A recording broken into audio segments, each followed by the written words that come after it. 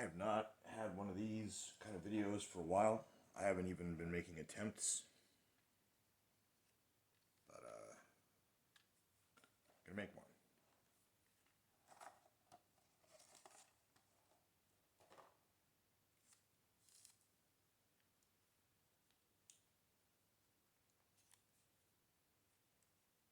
The thing about freedom is it is scary to a lot of people, exhilarating to others, like a roller coaster. Because freedom, unlike a roller coaster, is not on rails, but like a roller coaster, has any number of exhilarating moments and also slow times.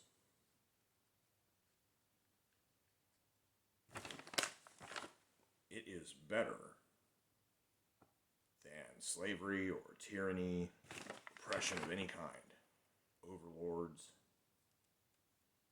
Dangerous freedom for you and me is better than someone else saying, we're in charge, do this. Because most people, on being presented with accurate information, can then be free to decide. On the whole, most people will decide within socially acceptable bounds in ways that roughly resemble the way we do anyway, because everything we do is just by agreement and social contract. This idea of everybody mutually agreeing not to harm each other so that we can coexist as a species, but in a codified manner.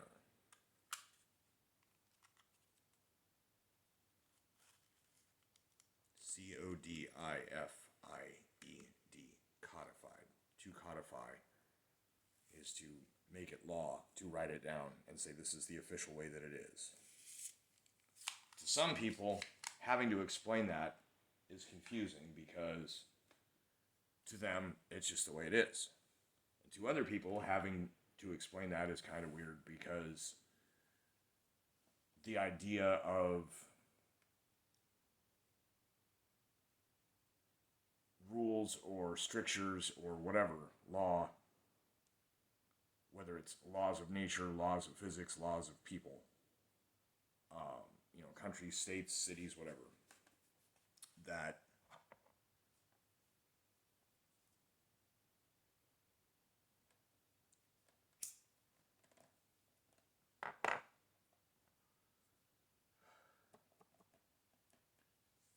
such things are, and that is the way it is, but that you can handle understanding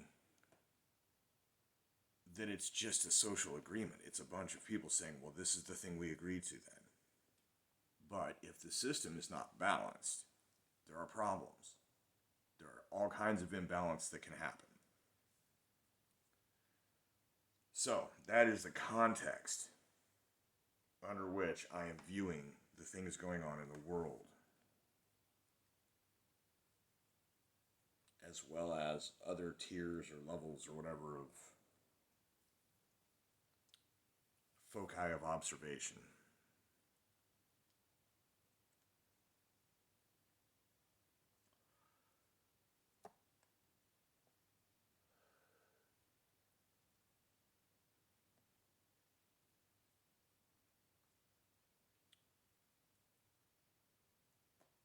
Like freedom,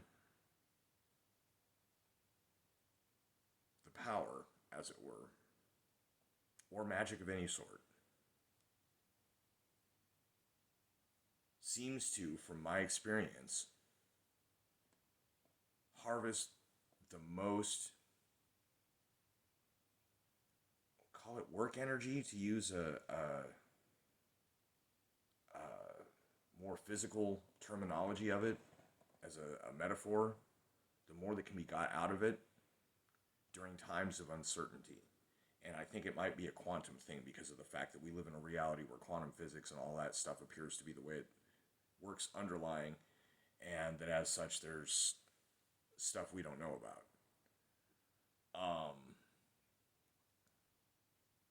And likewise, the way a lot of these things work has to do with you can only have certain data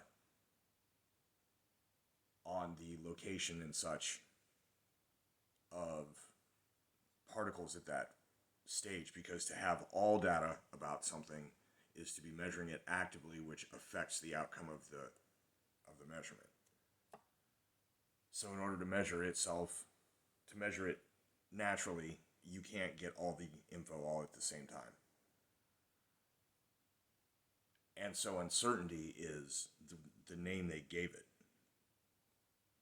Our science minds and philosophers and whatever, the idea of, Heisenberg's uncertainty principle, the idea that there is stuff going on that if you are to directly examine it, you are going to affect the process you're attempting to examine, thus negating or altering, tainting, if as it were, your data that you're gathering, because it's a science concept.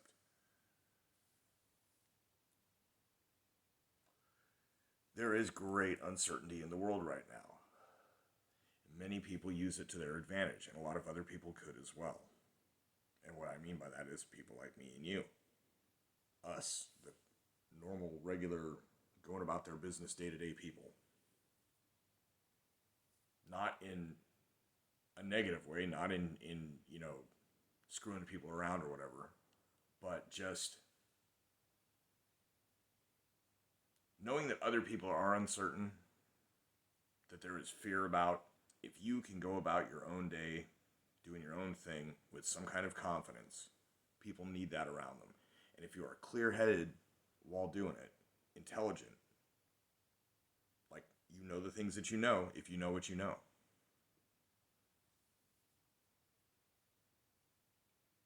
it gives them something positive to work with, those who are just afraid.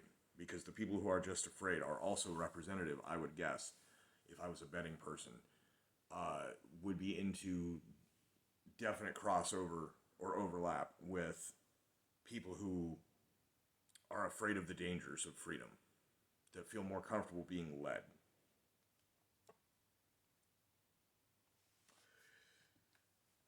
And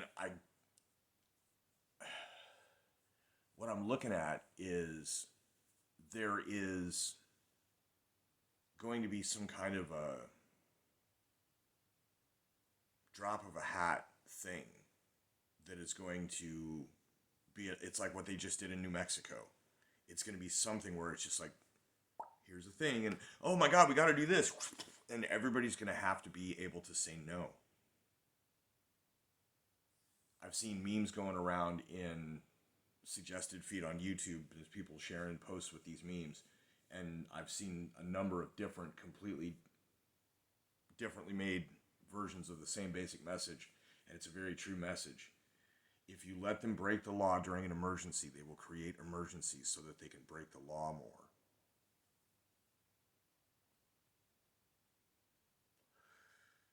The problem is, sometimes these things come up as vote on this amendment. Do you want this to go as a bill? Do you want to sign this petition? Indicate your support. Take a poll, get asked questions. That if you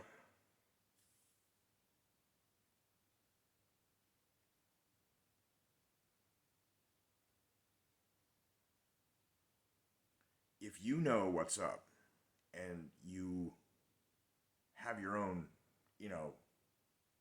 piece of participation, whether it is in the public square debate or in, voting on things or whatever, as well as like boycotts and stuff. Not just telling people about the thing, but just acting in a way that encourages respect toward the way that you do that, so that when you mention it, it's not like, oh, that's weird.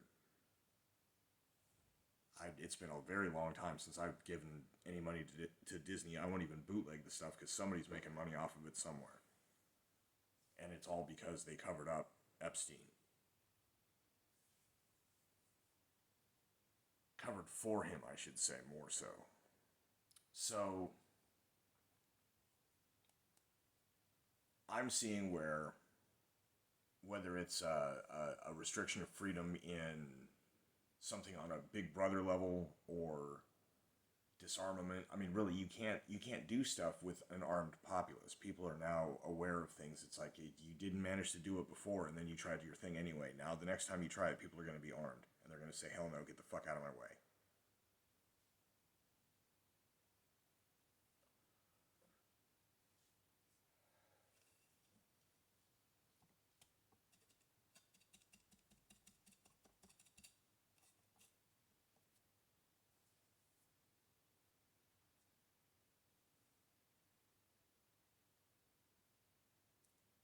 I think ultimately, even if they convict at the state level and some of these lower federal court things with the former president, that it'll make its way to the Supreme Court and be overturned. And it's going to be hell for everybody involved, and those people are going to be freaking heroes, martyred, even if they don't die. And because that's freedom. That's freedom fighting.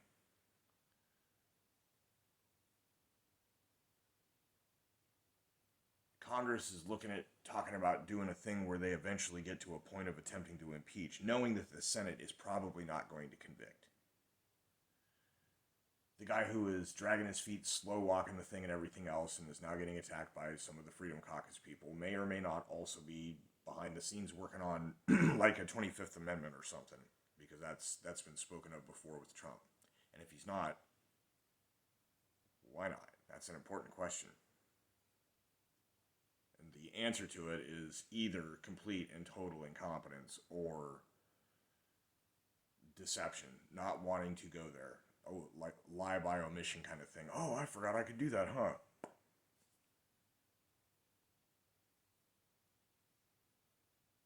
Like, there's no way someone isn't saying something to him about it. He can't not know.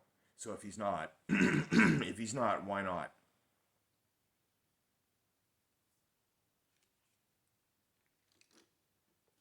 But the moment they reach anything conclusive, the subject, the president right now, will probably no longer be able to continue the job. Moving to the vice president. Now they can continue on to the thing with the son of the president and lock out some of the people that are already in place. And maybe there's connections to other people. Wouldn't it be interesting to find the paper trail lead back to Obama and be able to get him? That would be okay. But moving forward, then they would also have to, the same group of people that are consumed with that whole thing also have to somehow find a way or have enough competent people in other positions to come in and take over their own inquiry into the vice president, because she will surely be negligent the entire time unless this whole cackling moron thing is just an act. I don't know.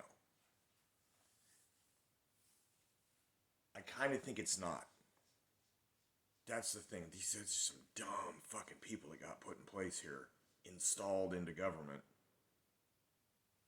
Oh, and Schroer, by the way, sentenced to 60 days in prison that apparently had more to do with the sentencing for a crime he was not charged with nor convicted of.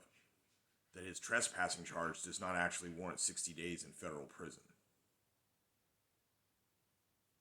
And in their own declarations, the state acknowledged that he and his employer, whose name I won't say because this video will be seen by nobody, the guy who's right, jar everybody has now, so-and-so was right,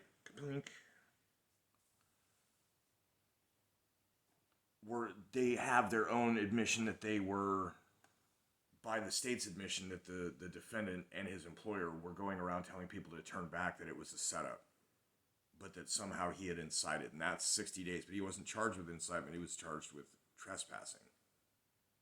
Sentenced to 60 days in federal prison for tweeting and making videos telling people, this is messed up, guys, but don't go in there. If you think that's a good idea for the law to go after someone for, you got problems, man. Something wrong with you. So, it's a political civil war at the top. Competing factions. And the freedom fighters are splintered. They are not a single cohesive unit at this time, nor are they the political party under which most of them have run.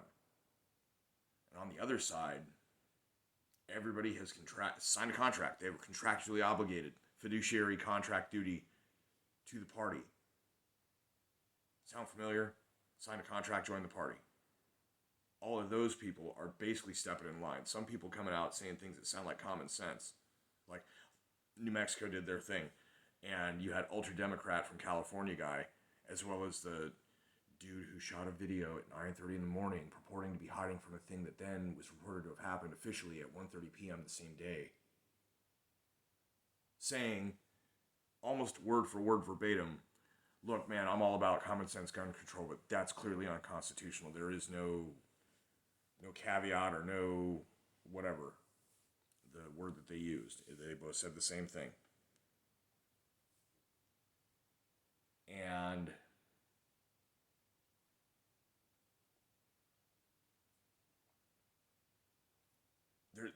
there's a whole hinky bunch of stuff going on. If they have to impose some kind of martial law, then they enact gun confiscation or something for the sake of stopping a civil war, and then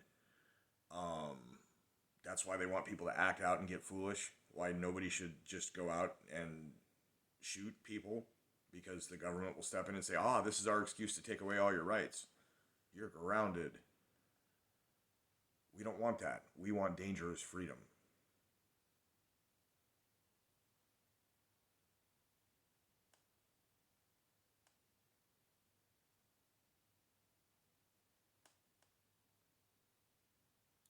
And there's countries with nukes doing things. I don't even know what the full truth on any of that is, because there is so much hocus pocus in the air about it. So much uncertainty you see. It's coming around. I'm coherent here. I'm going about my daily life, and I am soaking in as much natural beauty, and I don't mean that don't take that as an innuendo.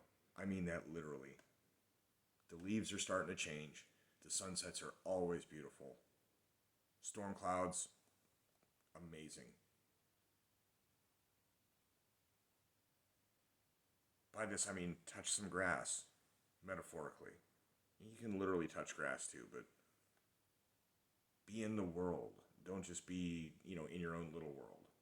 The world is bigger than that. And in doing so, be responsible. Pay attention. Learn how to detect when you're being lied to by the magic box thing. Holding up a screen with people talking authoritatively, trying to shame you into not disagreeing. You better agree, or you're a crazy conspiracy hat wearer. Eventually, this stuff's got to wear off, right? People come around, realize it's all pretty messed up. Problem is, there's no one to take it out on. These people at the top might as well be fucking holograms. They are people on screens as far as any of us are concerned. But when you come to that realization, you got to question, should we pay attention to the man behind the curtain? So that's what I got.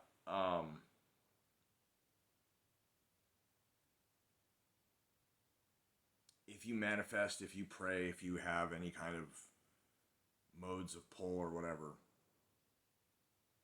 you're probably going to see an increase in capability for a while. Use it while it's there. Don't expect it to last. And